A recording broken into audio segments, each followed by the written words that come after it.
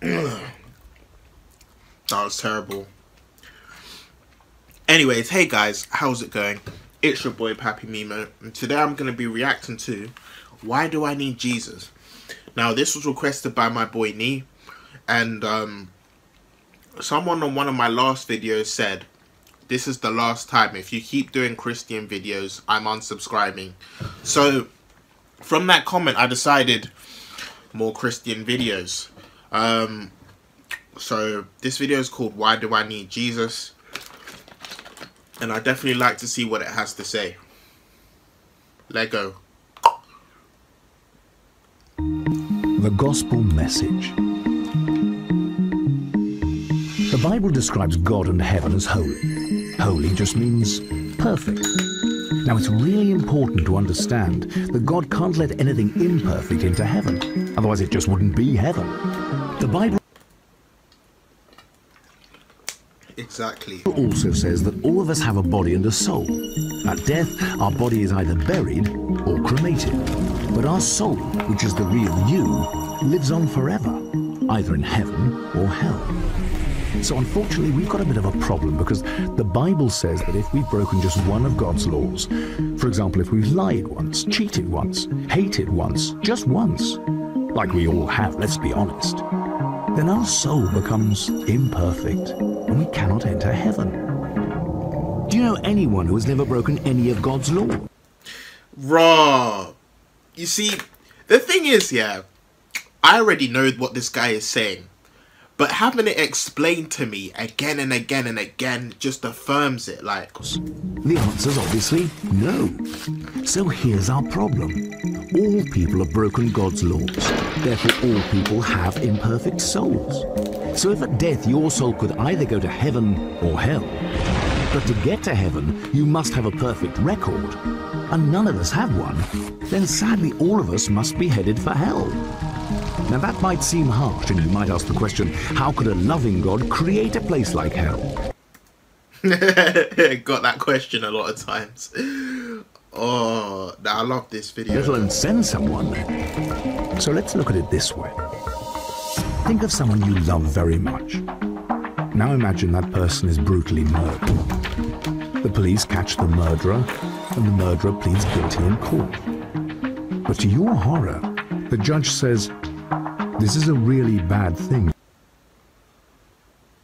you've done. But because I'm a loving judge, I'm just going to let you off. You'd be very angry, wouldn't you? Why? Because you know that when someone has broken the law, they must be punished. Otherwise, there's no justice. So you see, hell is not a love issue. It's a justice issue.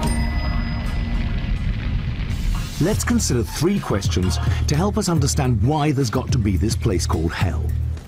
Have you ever told a lie in your life? Well, the answer is surely yes, even if only a so-called white lie.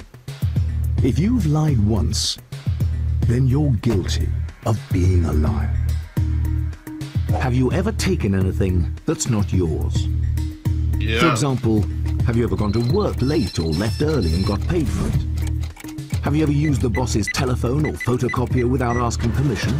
Or knowingly taken an office pencil home? This is stealing, of course. Most people have taken something that's not theirs, which makes them guilty of being a thief.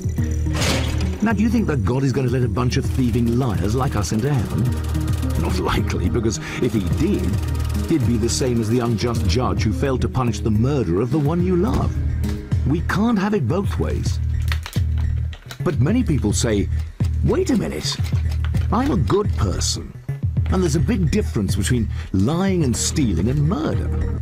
I've never murdered anyone. But what's interesting is the way Jesus redefined murder. He said that if you hated a person in your heart, you've murdered them in your heart. So here's the last question. If you lust over a woman in your mind, even though you don't physically do anything about it, you're pretty much committing adultery with her in your heart. Have you ever hated anyone? The truth is that most people have felt anger or hatred in their heart towards others, which in God's eyes makes us guilty of murder. So you see, this is the bad news. For the sake of justice, There has to be a place called hell. But there is good news, and this is where Jesus Christ comes in. The most significant thing that distinguishes Jesus from everyone else is that he is perfect. Unlike us, he's not broken any of God's laws. So he has a perfect record, a perfect soul. Picture the scene before Jesus came to earth 2,000 years ago. Jesus looked forward in time and saw you here today. He turned to God the Father and asked him, "Father, I love the people in the world, and I don't want them to go to hell for breaking your laws. Is there a way for them to be forgiven?" God the Father looked at his Son and said, "Jesus, there is one way. Go to earth and become a human being, but live a perfect life. Then die a cruel death on a cross to take the punishment that the people in the world justly deserve for breaking my laws. When you do this, I can make it possible for them to be forgiven the day when they ask you to exchange their imperfect record for your perfect record." Jesus willingly agreed, and 2,000 years ago, he came to lay down his life for us, to pay the price for all of God's laws that we've broken. And there is no greater love than when someone lays down their life for another. But there is still something that we must do to be forgiven. There are three major events in everyone's life. There's birth and death.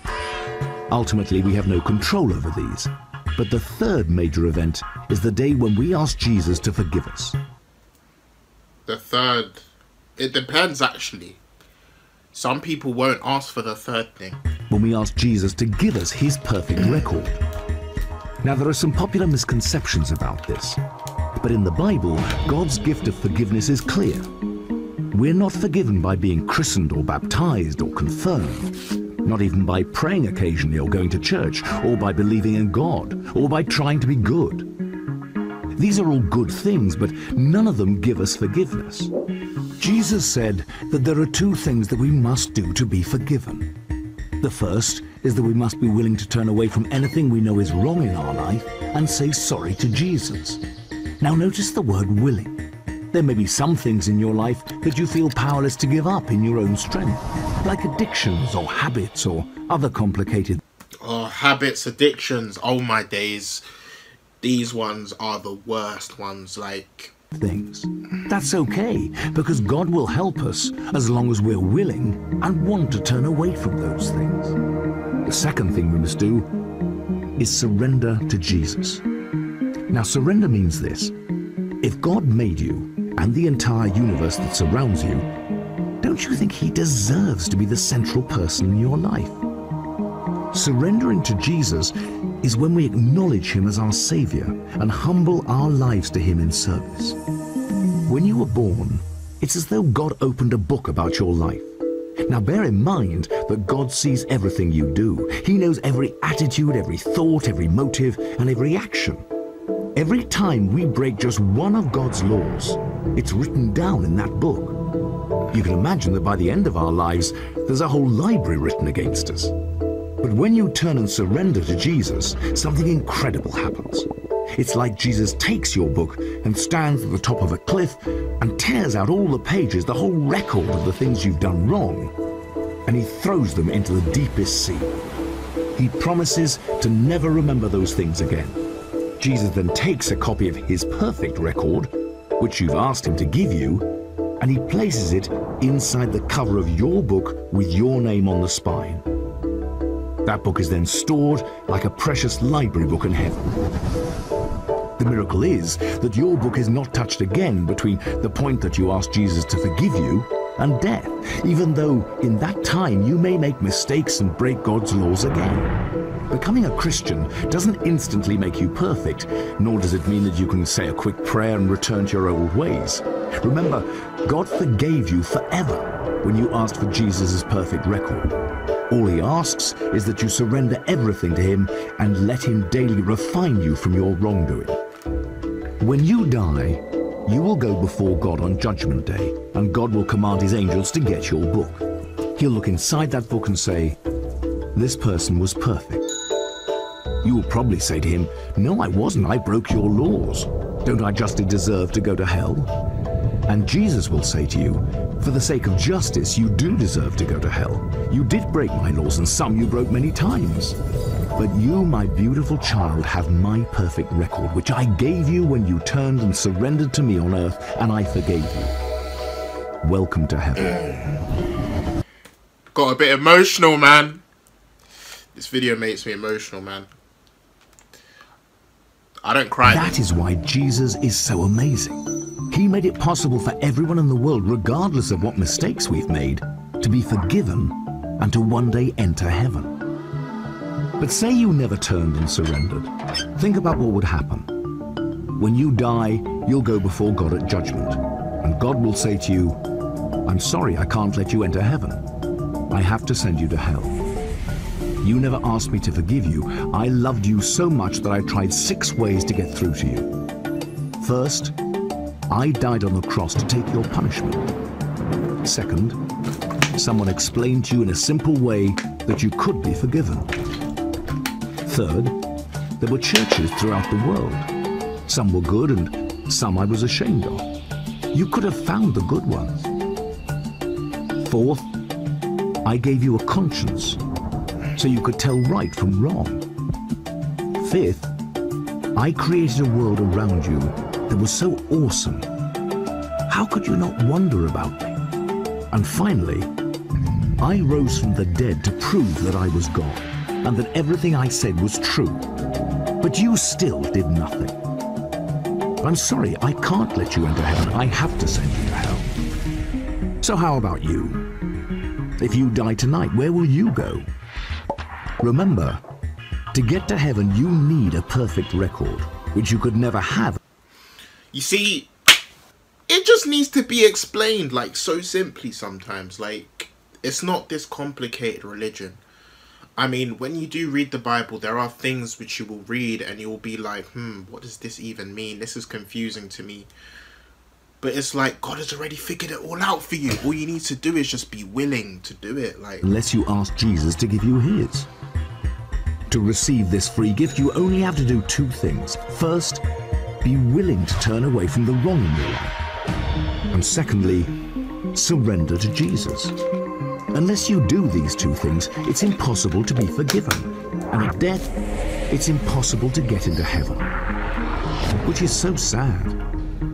Because this is the very reason Jesus died for you.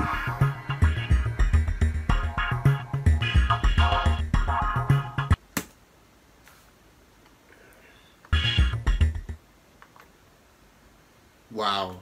Wow. I love this video. I really do love this video indeed.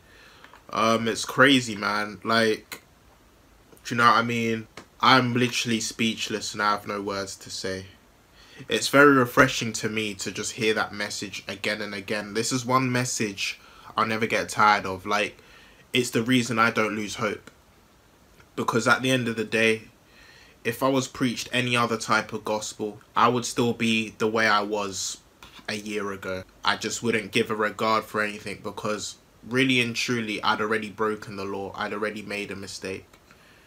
And then basically God just offered a way out. And it's so simple and it's just God's grace to man. Even when man didn't deserve it, God still gives you grace. It's not based on what you've done, but it's based on what Jesus has done. Wow. But anyways, thank you, Nee, for sending this video. Peace out to everyone who watched this video. Whatever faith you follow. Hopefully you got a greater understanding of Christianity and whatnot. If not, I mean, that's up to you, whether you want to believe or not. But yeah, deuce, trees. God bless you guys. Peace be with you and peace.